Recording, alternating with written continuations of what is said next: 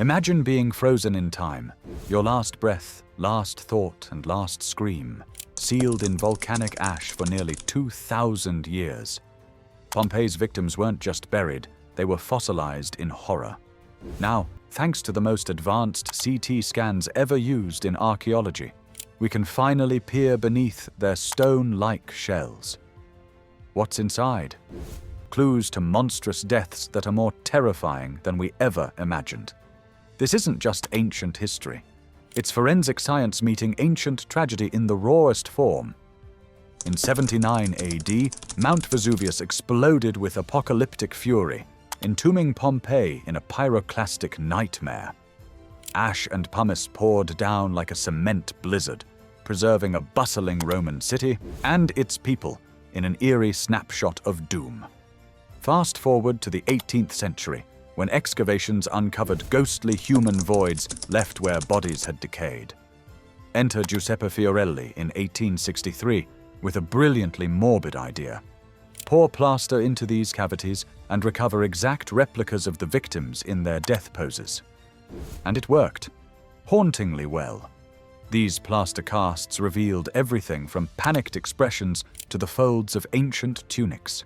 Some appeared mid-run, others curled in fetal positions, some even holding hands. Thanks to Fiorelli, the world didn't just see bones. We saw the moment life stopped. But for over a century, no one could see what lay inside those plaster shells. That mystery would have to wait for the age of X-rays and silicon chips. In 2015, archaeologists launched a bold mission to digitally crack open Pompeii's plaster tombs without damaging them. Enter the Pompeii Cast project. With portable CT scanners, yes, the same kind used in hospitals, experts scanned 86 of Fiorelli's famous casts right on site. No chisels, no brushes, just precision lasers, computers, and a whole lot of ancient dust. These CT scans took thousands of ultra-thin cross-section images of each victim.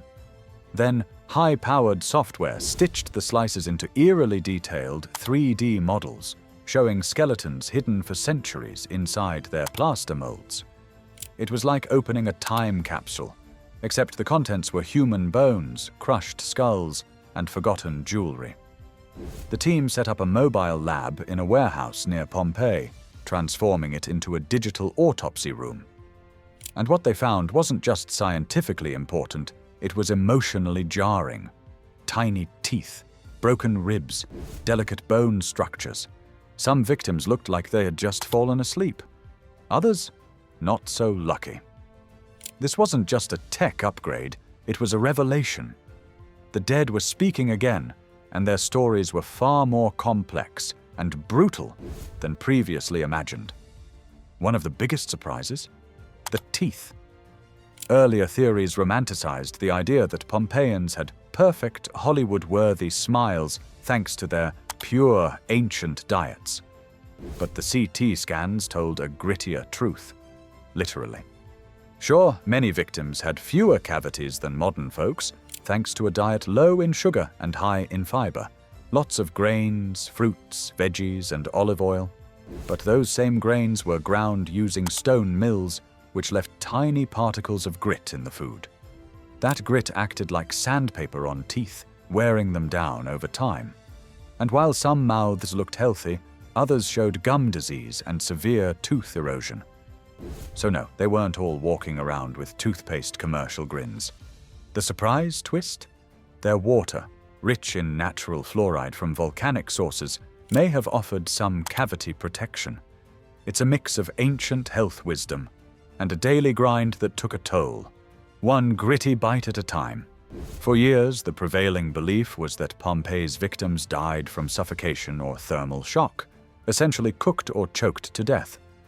But the CT scans added a new, grimmer layer to the story: blunt force trauma. Many skulls showed severe fractures, split open like cracked pottery. That wasn't volcanic gas or ash. It was buildings collapsing. As the eruption rained down debris and the ground trembled with earthquakes, roofs buckled, walls crumbled, and people were crushed while seeking shelter inside. Some injuries were so extreme, researchers described them as catastrophic. One victim's head had been smashed with such force it appeared flattened, like something out of a cartoon, but horrifyingly real. Turns out Vesuvius didn't just suffocate its victims, it hunted them down with fire, rock, and falling architecture. Their final moments weren't peaceful. They were violent, chaotic, and mercilessly quick. Cracking open the plaster casts with CT scans didn't just reveal bones, it exposed a few archaeological surprises too. For starters, not every cast had a full skeleton inside. Some had missing bones. Others? No bones at all. Turns out, over the decades, some casts were altered. During restorations, archaeologists in earlier eras removed bones for study, or accidentally destroyed them, and then refilled the spaces with modern materials like metal rods or mesh. In a few cases, what looked like ancient remains was more 20th century patch job than Roman tragedy. One cast had a beautifully sculpted arm, made entirely of plaster. No bones, no artifacts, just guesswork. This raises tough questions. How many casts are accurate snapshots of death, and how many are artistic interpretations, or worse, Frankenstein-like reconstructions? Thanks to CT tech, we now have a much clearer picture of what's real and what's been creatively filled in. It's archaeology's version of fact-checking. For decades, the plaster casts fueled dramatic stories, some heart-wrenching, some flat-out wrong. Take the so-called pregnant woman of Pompeii. With a visibly swollen belly, she was long believed to be a mother-to-be caught in the eruption. The truth. CT scans revealed no fetus, and it might not have even been a woman. That rounded belly, likely just post-mortem bloating or distorted clothing, folds hardened by plaster. Another gender reveal, gone anciently wrong. DNA studies and CT imaging have challenged even more assumptions. One famous cast thought to depict a family, parents with 2 children, turned out to be unrelated. Genetic analysis showed no biological connection. They likely died together by chance, not by blood. It's a reality check. In the absence of hard data, we humans love to fill in emotional blanks.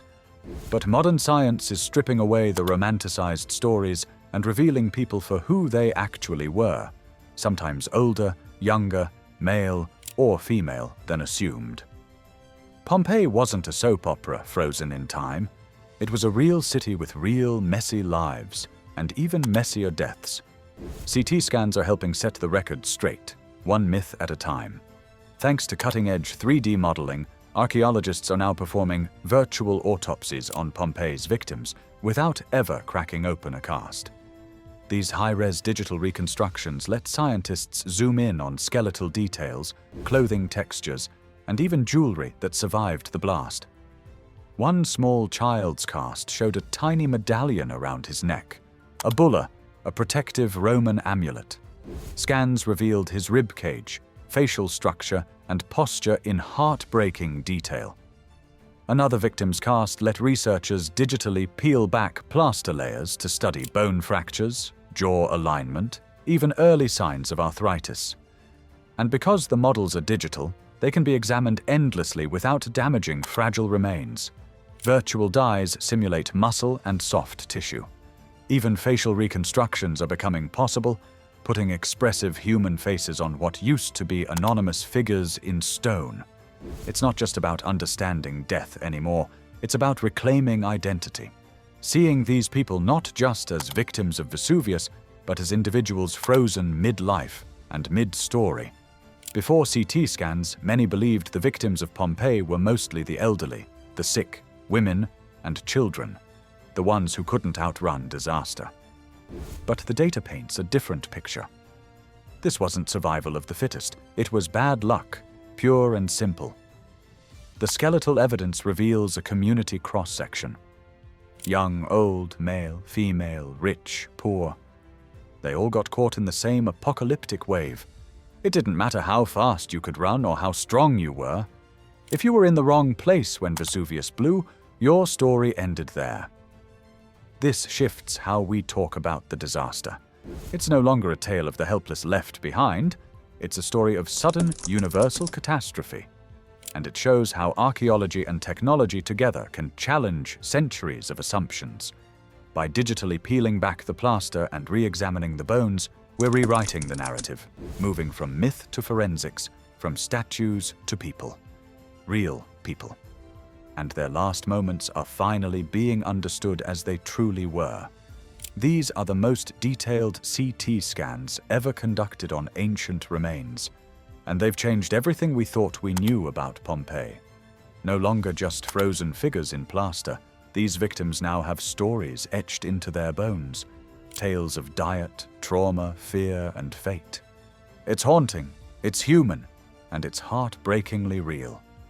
Thanks to modern science, we're not just digging up ruins, we're uncovering lives, identities, and the monstrous reality of an instant disaster.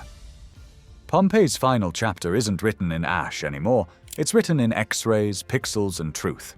If you enjoy the content, a quick subscribe would mean the world. Thanks for being part of the journey.